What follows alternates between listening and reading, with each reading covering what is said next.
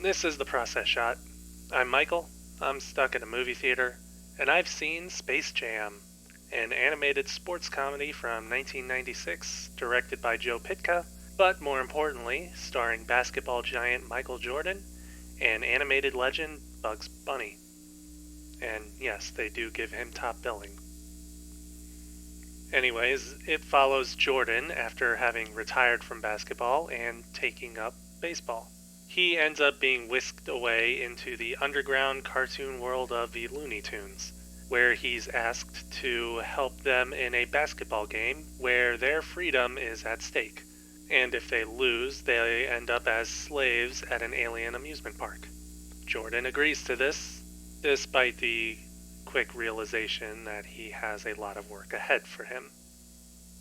The story is pretty bland, feeling a bit rushed and not very deep at all. Granted, it's a story designed for younger audiences who would probably only be there for Michael Jordan, but I feel like there's still some room for improvement. I can't even say that it doesn't waste its time getting to the final basketball game and the main event, because that doesn't happen until the third act, with the rest of the film more or less being an hour of setup focused more on Jordan and his post-basketball life.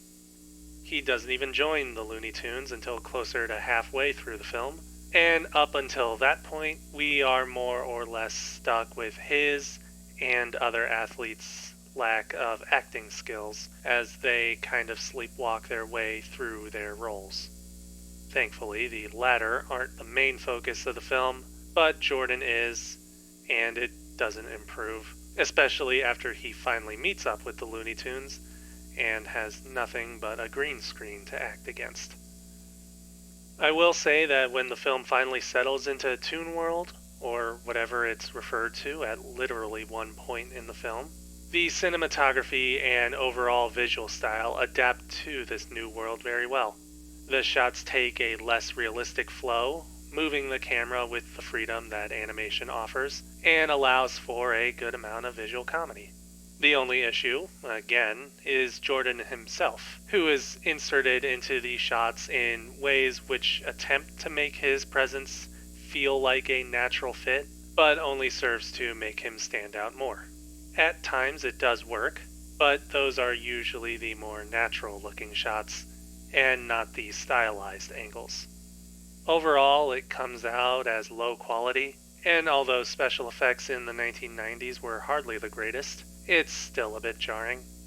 The inverse of these scenes, such as those where the Looney Tunes find their way up to Earth, do have some good examples of special effects work, convincingly blending the animated figures with real-world objects and events. And while I'm at it, the film soundtrack is also pretty great. In fact, it's probably the best thing to come from the film. Overall, it's probably not the best use of my time to pick apart a movie meant for kids and to push merchandise. Space Jam isn't trying to be art house or deep and introspective, but that isn't an excuse to be a whole lot of nothing either. I could understand people having nostalgia for the film if it had actual memorable moments, but for the most part, the story is standard and the acting is pretty bad or unremarkable. I'd say that any nostalgia is for the film's soundtrack, or even the fact that the movie exists at all, a product of an era where you could say, let's make a movie about Michael Jordan and Bugs Bunny playing basketball, and be given a blank check. Space Jam, Joe Pytka, 1996. 2 stars.